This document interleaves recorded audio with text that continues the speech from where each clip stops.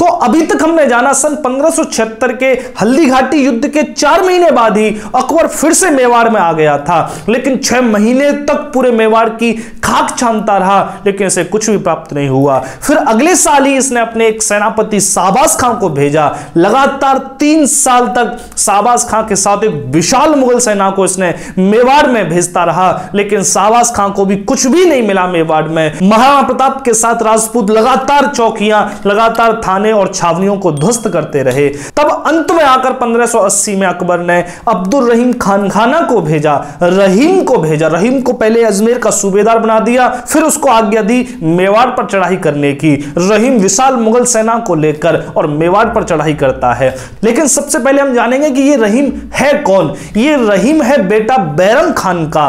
बैरम खान कौन था? बैरम खान ही बाबर के बाद मुगलिया सल्तनत को इस भारत में स्थापित करने वाला व्यक्ति था। अगर बैरम खान नहीं होता तो मुगल सल्तनत इस भारत में कभी भी स्थापित नहीं हो पाती। लेकिन मुगल इतिहासकारों ने बैरम खान को बिल्कुल भुला दिया है, क्योंकि बैरम खान ने अंत में आकर विद्रोह कर दिया था। बात शुरू होती है हुमायूं से। हुमायूं शेरशाह सूरी से परास्त होने के बाद 15-16 साल तक भटकता रहा, लेकिन अंत में आकर शेरशाह सूरी के वंशजों को इसने परास्त किया और दिल्ली पर अपना अधिकार कर लिया। एक दिन हुमायूं नमाज पढ़कर उतर रहा था, तो हुमायूं के समय में जो वस्त्र होते थे वो एक चोगे टाइप के होते थे, मतलब घुटनों से नीचे तक एक चोगा टाइप का पहनकर वो चलते थे। तो क्या हुआ, हुमायूं का पैर उस चोगे में ही अटक गया और चोगे में ही अटक कर हुमायूं सीढ़ियों से नीचे जाकर गिर पड़ा और सर में उसके बहुत गहरी चोट आई और बाद में उसकी मृत्यु हो गई। इसी वजह से अकबर ने बाद में जो चोगा था उसकी लंबाई घुटनों से ऊपर कर दी थी। बोले घुटनों से नीचे कोई भी चोगा नहीं पहनेगा, क्योंकि उसका पिता हुमायूं ऐसे मरा था।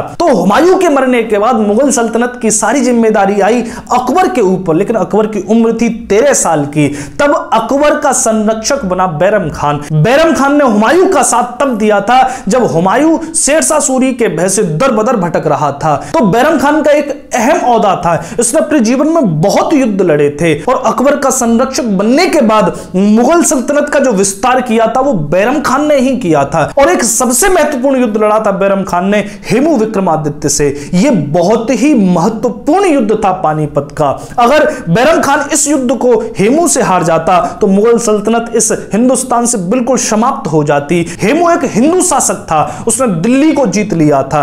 इसी वजह से हेमू और अकबर में युद्ध तय हो गया। अकबर की उम्र तो बहुत कम थी, तब अकबर की तरफ से बैरम खान ने पूरे युद्ध का मोर्चा संभाला था। विशाल सेना थी हेमू के पास, एक ताकतवर सेना थी हेमू के पास। बैरम खान की सेना कप रही थी हेमू की सेना से। तब बैरम खान ने क्या किया, बहुत सारे धनुषधारी जो तीरंदाज थे उनको एक ही आज्ञा दी कि कैसे भी हेमू को घायल कर दिया जाए। अगर हेमू घायल हो जाएगा युद्ध में तो सेना का मनोबल गिर जाएगा और मुगल भारी पड़ जाएंगे, कैसे भी हेमू को घायल करना है। तब बैरम खान ने अपने जो सर्वश्रेष्ठ तीरंदाज थे वो युद्ध भूमि में छोड़ दिए। बड़ा भयंकर युद्ध उस पानीपत के रण में हुआ था। हेमू की सेना मुगलों को गाजर मूली की तरह काट रही थी। हेमू हाथी पर चढ़कर अपनी सेना का मनोबल बढ़ा रहा था। बड़ा अद्भुत युद्ध चल रहा था। बैरम खान को बस लग ही रहा था कि थोड़ी देर में मुगल सल्तनत इस भारतवर्ष से समाप्त हो जाएगी। तभी एक तीरंदाज ने, हेमू हाथी पर था, उस तीरंदाज ने अपने धनुष पर बाण चढ़ाया और गलती से वो बाण जाकर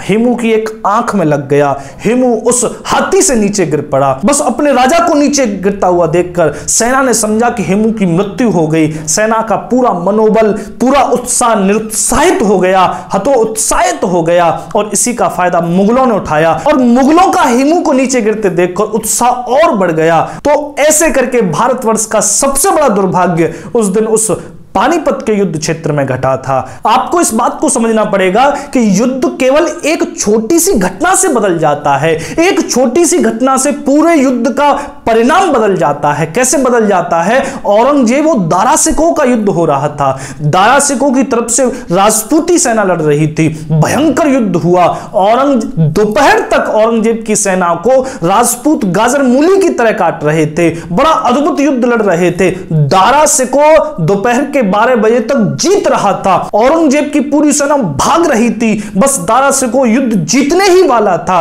तब औरंगजेब ने आज्ञा दी, क्यों? क्योंकि औरंगजेब हाथी पर चढ़कर लड़ रहा था। औरंगजेब ने अपने जो नीचे सैनिक थे उनको आज्ञा दी कि मेरे हाथी को चारों तरफ से मोटी मोटी लोहे की जंजीरों से बांध दो, मेरा हाथी पीछे नहीं जाना चाहिए, मैं युद्ध क्षेत्र से भागूंगा नहीं, मैं युद्ध क्षेत्र से पीठ नहीं दिखाऊंगा। और जब सैनिकों ने औरंगजेब के हाथी को लोहे की जंजीरों से बांध दिया, सिर्फ यह देखना भर था कि मुगल सेना में फिर से उत्साह आ गया। जब उन्होंने देखा उनका सेनानायक, उनका सेनापति युद्ध क्षेत्र में मरने को तैयार है, तो फिर से एकदम से मुगलों में उत्साह की लहर दौड़ाई और जीता हुआ युद्ध दारा सिकोह हार गया। तो एक छोटी सी घटना युद्ध में बहुत बड़ा परिणाम तय कर देती है। यही राणा सांगा के साथ हुआ। राणा सांगा ने 1517 में खातौली का युद्ध लड़ा था, जो दिल्ली के इब्राहिम लोदी से हुआ था। इब्राहिम लोदी की सेना बहुत विशाल थी, क्योंकि दिल्ली सल्तनत का बादशाह था, तो विशाल सेना को लेकर उसने मेवाड़ पर चढ़ाई करी थी। खातौली में युद्ध हुआ था, वो युद्ध बहुत ही महत्वपूर्ण युद्ध था राणा सांगा के जीवन का। अगर राणा सांगा खातौली का युद्ध हार जाते तो इतिहास से बिल्कुल मिट जाते, फिर कोई याद भी नहीं रखता कि कोई राणा सांगा हुए थे। तो राणा सांगा के लिए खातौली का युद्ध बहुत ही ज्यादा महत्वपूर्ण था। तब बड़ा भयंकर युद्ध खातौली में हुआ। राजपूती सेना तो मुट्ठी भर थी और सामने विशाल इब्राहिम लोदी की सेना थी, लेकिन राजपूतों ने बड़ी ही सूरवीरता दिखाई। इब्राहिम लोदी की सेना को बड़ी बुरी तरीके से मार काट रहे थे। लेकिन एक समय युद्ध क्षेत्र में ऐसा आया कि राजपूतों के पैर उखड़ने लग गए, इब्राहिम लोदी की सेना भारी पड़ने लग गई। तब राणा सांगा ने देखा कि राजपूती सेना के पैर उखड़ रहे हैं। तब राणा सांगा अपने हाथी से उतरकर नीचे घोड़े पर आ गए और सिर्फ अपने अंगरक्षक दस्ते को लेकर उस इब्राहिम लोदी की सेना में घुस गए। बड़ी बुरी तरीके से मार काट कर रहे थे। अपने दोनों हाथों में तलवार लेकर राणा सांगा काल बनकर इब्राहिम लोदी की सेना पर टूट पड़े थे। सिर्फ यही एक ऐसा क्षण था कि राजपूतों में फिर से उत्साह आ गया। जिन राजपूतों के पैर उखड़ रहे थे उनमें दोबारा से जोश आ गया और फिर अद्भुत तरीके से राजपूतों ने युद्ध लड़ा और उस खातौली के युद्ध को जीता। राणा सांगा ने इब्राहिम लोदी के पुत्र को उसमें बंदी बनाया था, लेकिन राणा सांगा उस युद्ध में अपना एक हाथ खो बैठे थे। तो एक क्षण युद्ध का ऐसा होता है कि वो सारा परिणाम बदल देता है। तब बैरम खान ने हिमू को परास्त करके मुगलिया सल्तनत को इस भारतवर्ष में स्थापित किया, लेकिन उसी अकबर ने बैरम खान को निकाल दिया था। क्यों? क्योंकि बैरम खान विद्रोही हो गया था।